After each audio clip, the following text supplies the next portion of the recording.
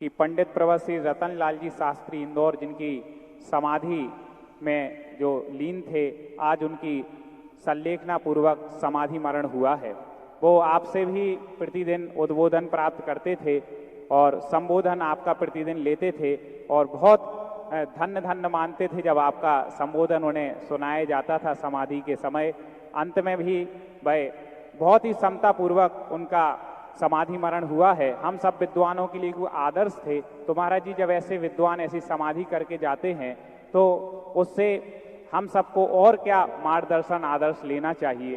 ऐसे खुशी होती है जब कोई विद्वान चारित्र के साथ जीवन व्यतीत करता है। ज्ञान प्राप्त करना, पूज्यवर कुंदकुंद स्वामी ने कहा, नानस्य फलम उपेक्षा। ज्ञान का फल चारित्र होना चाहिए, उपेक्षा होना चाहिए।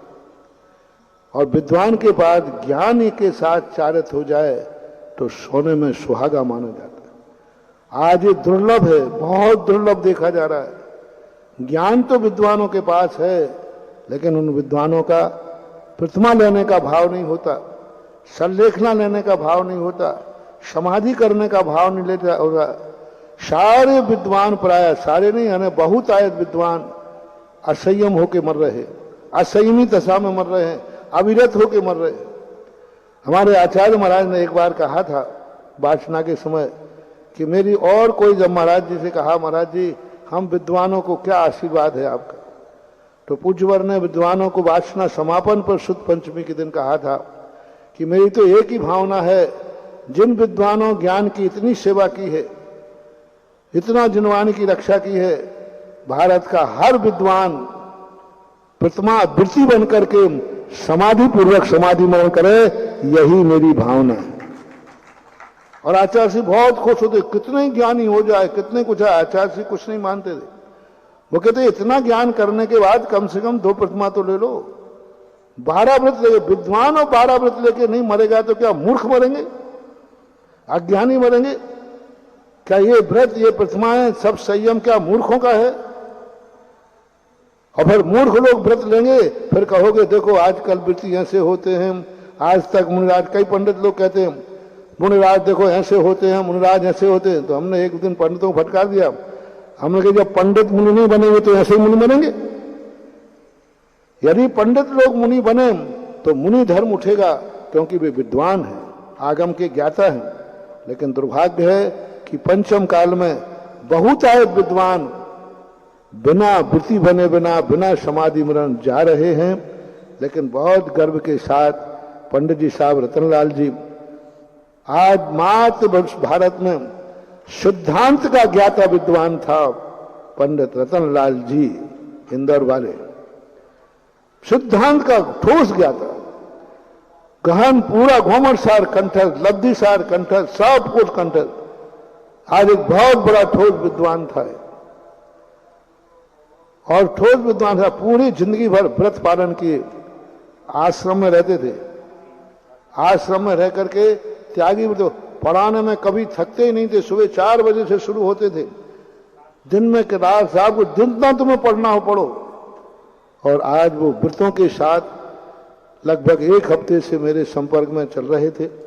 बार बार वहाँ ब्रह्मचारी जी, अशोक भैया, अभय भैया और अनिल भैया और भी 3-4 थे, वो लोग वहाँ हमारे से किसी न किसी प्रकार के संबोधन दिलवाते थे प्रतिदिन। और वो एक ही बार कहते थे, अनंत अनंत कोटि कोटि नमोस्तु। बस हमारे लिए वो दिन कब आए, ऐसी शक्ति आ जाए कि मैं महाव्रत धारण कर सकूं।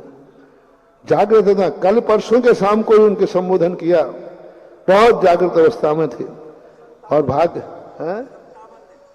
57 दिन की संलेखना थी। हमारे महाराज एक और निर्णय सागर जी महाराज, निर्णय सागर महाराज जी वहाँ पहुँच गए थे।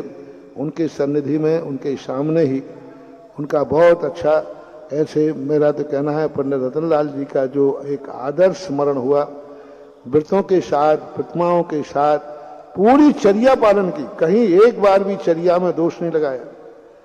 चर्या में कहीं भी उन्होंने अपनी जो प्रतिमाएं थी, व्रत थी, बराबर। परसों शाम को हमारी हुबहू उनके सामने वो बोल रहे हैं, हम संबोधन कर रहे हैं उनको। तो उस संबोधन में उनकी पूर्णता जागृत थी और 10 प्रतिमाओं के साथ उनका कल रात्रि में 11 बजे के लगभग उन्होंने अपना यह पार्थिव शरीर पार्थिव शरीर उन्होंने विसर्जित किया। और बहुत अच्छा, सभी विद्वानों के भी आदर्श बने। विद्वान लोग ऐसी संलेखनाओं से आदर्श लें कि ये सभी विद्वान प्रतिमा लेकर 12 व्रत लेकर समाधि पूर्वक मरण करें। यही उनसे हमें शिक्षा लेना चाहिए। और पंडित जी साहब के लिए बहुत बहुत, जैसा जीवन भर उन्होंने ज्ञान ध्यान चारित्र का पालन किया, मेरी भावना है कि वे जल्दी से जल्दी ऐसे क्षेत्र में जन्म लें जहां पर उनको शीघ्र मुनि व्रत धारण करके वे मोक्ष को प्राप्त करें। चूंकि अभी वो व्रतों के साथ मरण हुआ है, संयम के साथ मरण हुआ है, तो नियम से आगम के अनुसार उनको स्वर्ग ही मिला है। क्योंकि वो सम्यक दृष्टि थे। प्रतिमाधारी 10 प्रतिमाधारी संलेखना पूर्वक मरण करने वाला जीव नियम से ग्रस्त स्वर्ग ही जाता है, ऐसा रत्नकरण साबकाचार में फल लिखा हुआ है, व्रतों का फल। उन्होंने उज्ज्वल समंतबद्ध महाराज ने लिखा है कि 12 व्रतों का फल क्या है, स्वर्ग की विभूति मिला है। तो अभी स्वर्ग जाएंगे, वहां से चय होकर के जल्दी मुनि बन के मोक्ष जाएं, यही मेरा आशीर्वाद है, यही उनके प्रति सद्भावना है। सभी लोग 9 बार नमोकार मंत्र पढ़ के उनके प्रति अपना एक अभिव्यक्ति, एक भावना व्यक्त करें।